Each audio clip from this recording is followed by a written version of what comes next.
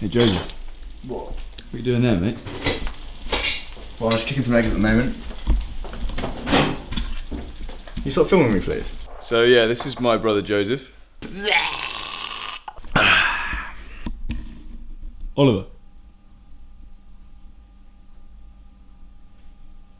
Yeah.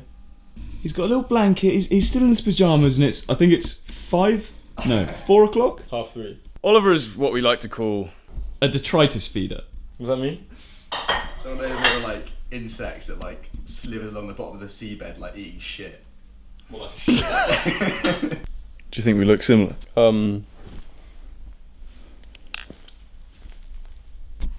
That looks nice, mate. Me and Joseph like to eat pretty healthy. Hopefully. As you can see by the choice of his meal, the eggs, the spinach, the wholemeal bran toast from Riverford. He's quite a healthy guy. Right, bro.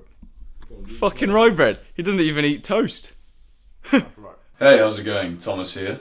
And I'm here to address a question that a lot of you have been asking on my videos about which camera to use. And this is like 50% of my comments. They're like, bro, which camera do I use? And I've got a gear list that literally explains all of my recommendations on cameras, explains all my recommendations on gear, how you can get started for very cheap making travel videos, all the way up to what you should get if you want to do high-end stuff. So that PDF is downloadable. Next up is, I do want to I want to show you guys a little bit about the gear that I use.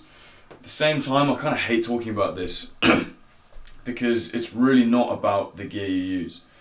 Like, maybe to some of you guys who are more technical, you really enjoy talking about camera specifications and all the technical stuff. To me, the camera is just a tool, and it's just a tool to get me to where I want to be. So I know it sounds kind of vague, so let me explain it a bit more. Say you wanted to, filmmaking is showing people something. It's showing people an experience, and a lot of the time it is trying to get people to feel as if they were there, especially in your travel videos. So how do you communicate that? You communicate that through senses. You communicate that through showing people how it would feel to be there. You try and get them to imagine how it would smell, how what the wind would feel like, what that moment would feel like, you know? So if you're thinking about it that way, then the camera's just a tool to get there. So I was on a walk the other day out in the frosty fields of Newbury, where I live in England, and I wanted to show people what it was kind of like to be there. And it was really nice. Like, the sun was shining, really cold, crisp kind of winter's day. The sort of winter's day I like, rather than the terrible rain we've been having recently.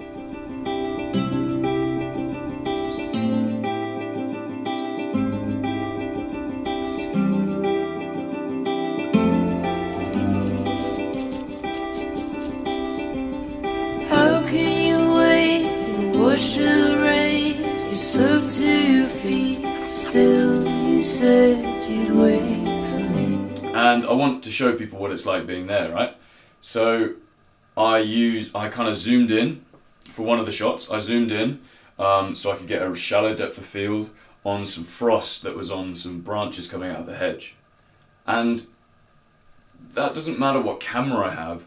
I wanted to get that kind of crisp image to reflect the crispness of the frost, so people could kind of feel like, in that kind of moment, what it was like to be there. And so, yes, my camera enabled me to do that, because I could get a shallow depth of field. And that's what you should be viewing cameras like. So, you know, if I didn't have this ability in my camera to be able to do that, then I would have found another way. Say I was just filming the whole thing on my iPhone. How could I communicate what it felt like to be there just on my iPhone? I probably would have made a different style of film.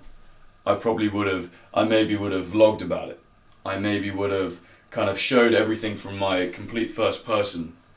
Some of the breath. I would have made sure I got some of the sounds. It's got a good little microphone in it as well. So you see what I mean. And when I talk about technical stuff, like, you don't know how hard it was for me to get up and make this video, because I hate talking about it so much. But I'm gonna talk you through my kind of camera setup, just for you. Right, the camera I use, this is being filmed on right now, is a Canon 550D. This is all in my gear list, all completely detailed in there. So this is a 550D, and I use the standard lens that came with the camera when I bought it, which was an 18 to 135 millimeter, which is like gives you quite a lot of zoom. Super cheap lens, probably not very good. I don't think anyone's ever said it's a good lens. I have one more lens I use, which is a 50 mil. This one. This was like 50 quid, like $70. That one is really good. It's got like an aperture of 1.8, so it means that it can get really crisp shots. So like that, the shot of the frost that I was talking about, that can get all those shots like that, really kind of crisp, shallow depth of field there. And that's pretty much it. Other than that, I use my iPhone when kind of maybe in a situation where I don't have my camera, or it's actually got 60 frames per second capabilities on here, so I use it even when I want to get some cooler slow-mo. And also I use a GoPro Hero 4 for some of the adventure stuff. And that is it. So I hope you enjoyed the video. I hope you realize that to tell your story, to get people to feel like they are there, it's all about making them feel like they are there, and that's what's really going to get people engaged, rather than thinking about, oh, what camera do I have the whole time. So use what you have, go out there, start making films, as I always say. If you guys really want to crack on and know the complete kind of process behind everything I use, I highly recommend my product, the Travel Video Bootcamp. It's actually $7 at the moment, which is crazy cheap. So go check that out. That kind of got a lot more information in there about process and how I film, how I edit, things like that. And people have been saying awesome stuff. So go and get that if you want. Go and get a camera if you want. Go outside and film if you want.